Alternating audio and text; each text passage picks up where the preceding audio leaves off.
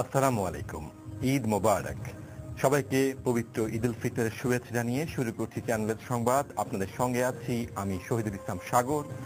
আর শুরুতেই যথারীতি সংবাদ শিরোনাম। উৎসব মুখর পরিবেশে ব্রিটেন ও ইউরোপ জুড়ে মুসলমানরা পালন করছেন পবিত্র ঈদ উল ফিতর। উল্লেখযোগ্য সংখ্যক নামাজীদের ভিড় ছিল ঈদ জামাতগুলোতে। ফ্রান্সে পালন করা হয়েছে ইসলাম ধর্মের সবচেয়ে বড় আনন্দময় উৎসব ঈদ উল ফিতর। আর এই ঈদের নামাজে যোগ দিতে কাকডাকা সকাল থেকে প্যারিস ও তার আশেপাশের শহরগুলো থেকে ধর্মপ্রাণ মুসলমানরা ছুটে আসেন প্যারিসে অবস্থিত বাংলাদেশি মসজিদগুলোতে। প্যারিসে বাংলাদেশি মসজিদগুলোর মধ্যে প্রথম ঈদের জামাত অনুষ্ঠিত হয় সকাল 7:30 ওভারবিদা বাংলাদেশ জামে মসজিদে।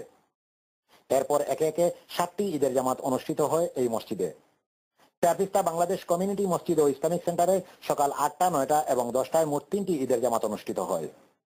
প্রথমবারের মতো এই মসজিদে মহিলাদের জন্য ঈদের নামাজ আদায়ের ব্যবস্থা করা হয়।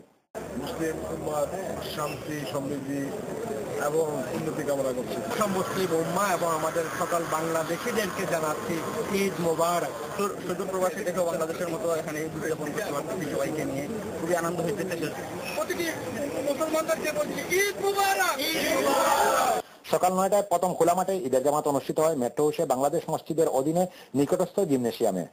প্রচন্ড গরমে স্থান সংকুলন না হওয়ায় সবকটি মসজিদে মুসল্লিদের দীর্ঘ লাইনে দাঁড়িয়ে থাকতে দেখা যায়। করার জন্য বড় একটা জায়গা দরকার, ইনশাআল্লাহ আপনারা সার্বিকভাবে সহযোগিতা করবেন ইনশাআল্লাহ।